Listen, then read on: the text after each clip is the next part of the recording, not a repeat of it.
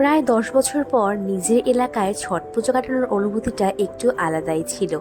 Hello everyone, welcome to my new vlog. আজকে তোমাদের সাথে শেয়ার করব নিজের পরিবারের সাথে ছট পুজো আমি কেমনভাবে কাটালাম।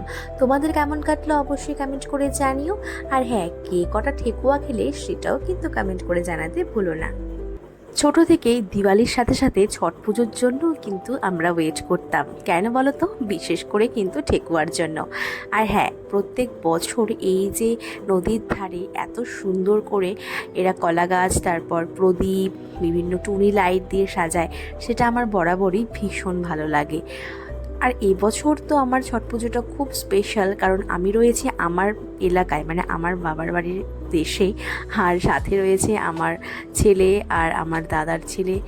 সবাই মিলে যাওয়ার কিন্তু মজাটাই আলাদা। তো নিজের মানুষের সাথে ঘুরতে গেলে সেই ফিলিংসটা একটু আলাদাই হয়।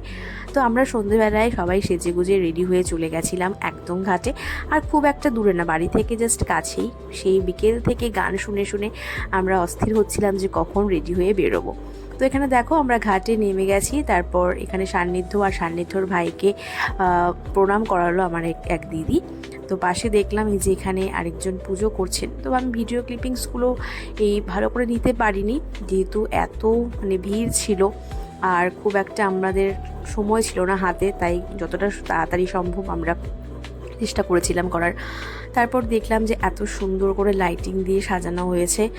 আর সত্যি কথা বলতে আগে এতটা জমজমাট হতো না, কিন্তু এখন খুব সুন্দর করে সমস্ত ঘাটগুলো সাজায়। আর বেশ মেলাও বসেছে দেখলাম।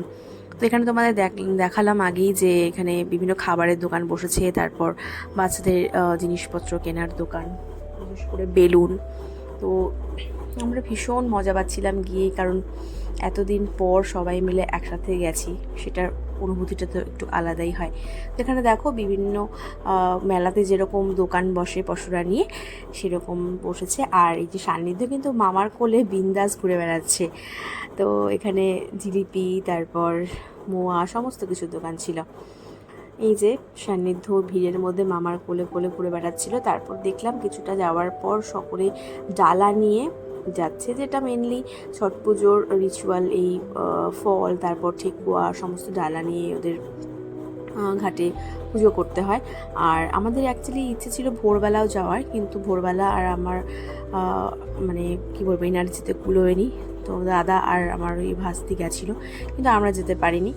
তো এটা আরেকটা ঘাটে আমরা এসেছিলাম। তো এখানে এসে কিছু ফটোশ্যুট করলাম, ভিডিও শ্যুট করলাম। আর এই জলের মধ্যে দেখো কি সুন্দর রিফ্লেকশনটা পড়েছে আলোগুলোর, এত সুন্দর লাগছিল যে কি বলবো।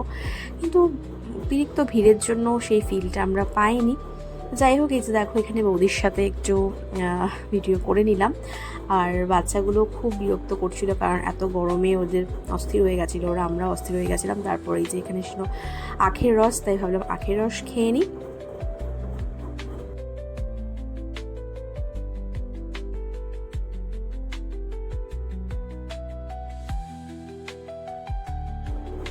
ভিড়ের মধ্যে এতক্ষণ হেঁটে হেঁটে আমাদের অবস্থা একদম শেষ হয়ে গেছিল, কারণ আমরা মার্চ এপ্রিল মাসের মতো ঘেমে যথারীতি স্নান হয়ে গেছিলাম। এইদিকে যে নভেম্বরের শুরু, সেটা কিন্তু কারো মাথায় নেই, কোনো ঠান্ডার বংশোদ্ভূত কিছুই নেই। তারপর আমরা মটকা কুলফি খেয়ে নিলাম, যেটা আমার ভীষণ ভীষণ ফেভারিট। এরপর আবারও কিছু ফটোশ্যুট এবং ভিডিও শ্যুট করে নিলাম। এই জিনিসটা, এটার সাথে নিশ্চয়ই তোমরা সকলেই পরিচিত। আর ছোটোবেলার কার কার এটার সাথে মেমোরি আছে গো, অবশ্যই কমেন্ট করে জানিও। তারপর আমরা বেলুন কিনে কিছুটা ফটোশ্যুট করে, ভিডিও করে, অনেকের সাথে দেখা হলো, সবার সাথে গল্প হলো, বেশ ভালোই কাটলো সন্ধেটা। আর শেষে আমরা খেয়ে নিয়েছিলাম পাস্তা, কারণ বেশ খিদে পেয়ে গেছিলো। তো এটাই ছিল আমাদের ছট পুজোর ব্লগ। তোমাদের কেমন লাগলো অবশ্যই জানিও, ভালো লাগলে লাইক কমেন্ট করে। দেখা হচ্ছে নেক্সট ভিডিও।